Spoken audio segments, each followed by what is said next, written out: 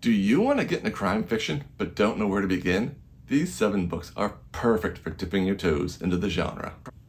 Crime fiction is a pretty broad genre. It can be anything from a whodunit, high-stakes heists, morally gray characters making terrible decisions, and slow-burn mysteries. Because of this, it can be a bit daunting jumping into the genre. So if you're new to crime fiction, or just looking for some entry points into the genre, today I'm sharing 7 books that are the perfect gateway into crime fiction.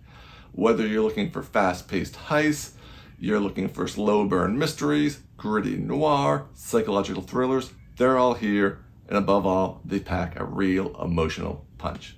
So whether you like action, atmosphere, character-driven stories, or just a good hook that's going to keep you turning page after page after page, stick around, there'll be something here for you. First, we'll cover books that hit the ground running. We're talking fast-paced, violent, and emotionally intense.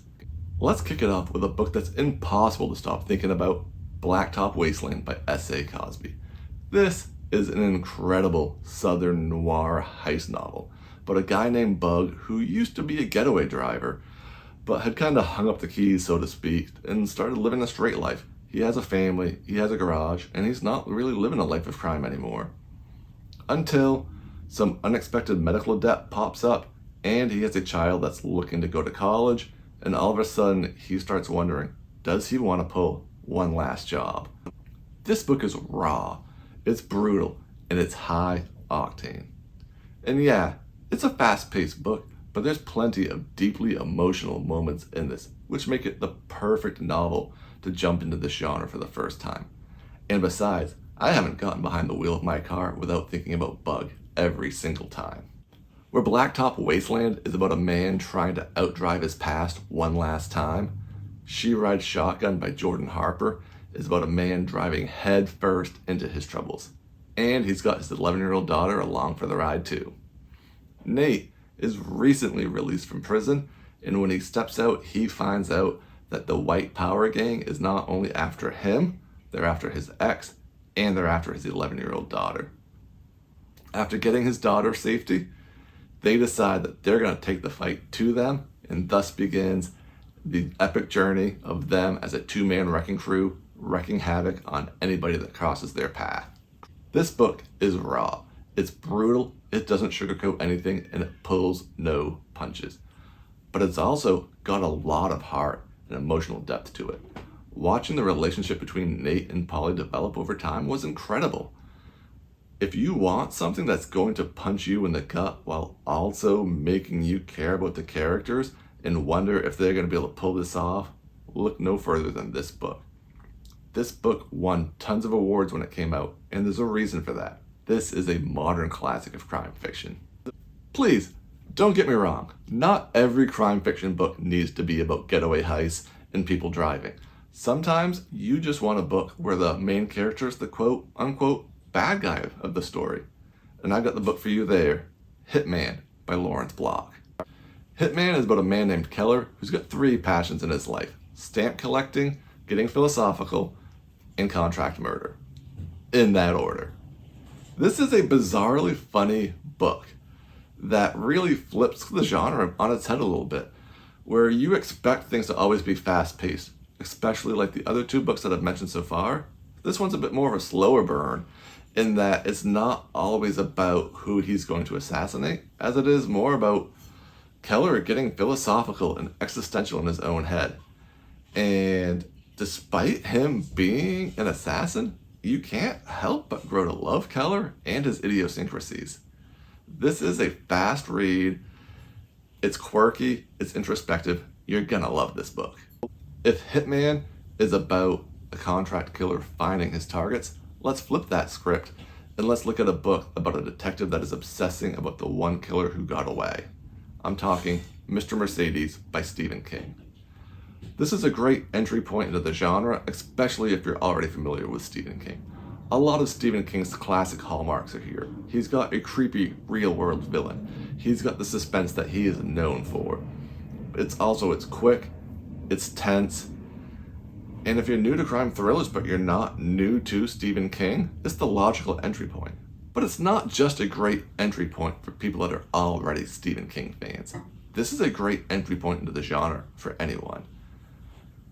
This book opens with a madman plowing his vehicle through a crowd of people, killing dozens. And it only gets tenser from there. You follow two people. You've got the retired detective Bill Hodges, who wasn't able to catch the Mercedes killer while he was on the force, and you get to follow along through the eyes of the killer, Mr. Mercedes, in their cat and mouse game back and forth between the two, while Mr. Mercedes is planning his next big attack. And like I said, this is gripping. You are literally grabbed by page 1 of this book, and King doesn't let go of you until the very last page. Now let's slow things down a bit. We've looked at some fast-paced crime books. Now let's take a look at that more slow burn psychological version of crime fiction that's amazing as well.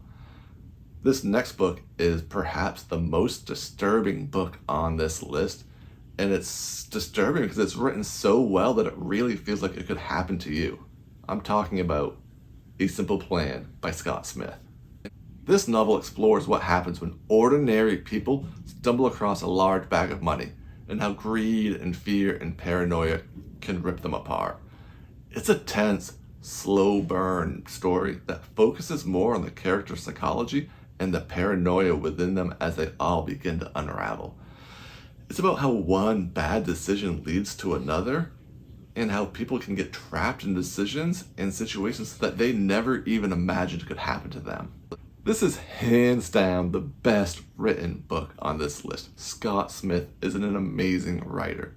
It blows me away that he's only written 2 books. This is his first book, and it is an absolute suspense masterclass. Every character feels 100% realistic, and every decision that they make is 100% realistic.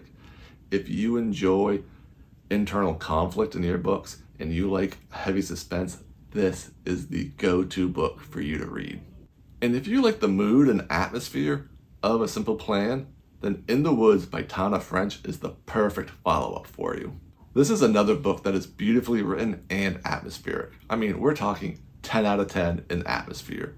Tana is the queen of building atmosphere in her stories.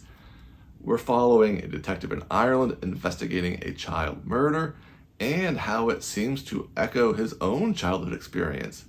If only he could remember his own childhood experience and how everything happened. The mystery here isn't just the crime of the child murder, it's also the mystery of trauma and the way that trauma plays a role in your life as an adult, and the mystery of memory and how memory can trick you and confuse you, especially as you age.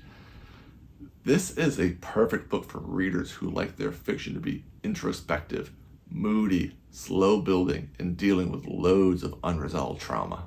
And finishing this list is a book that deals with big topics like racism, injustice, and small towns stuck in their way.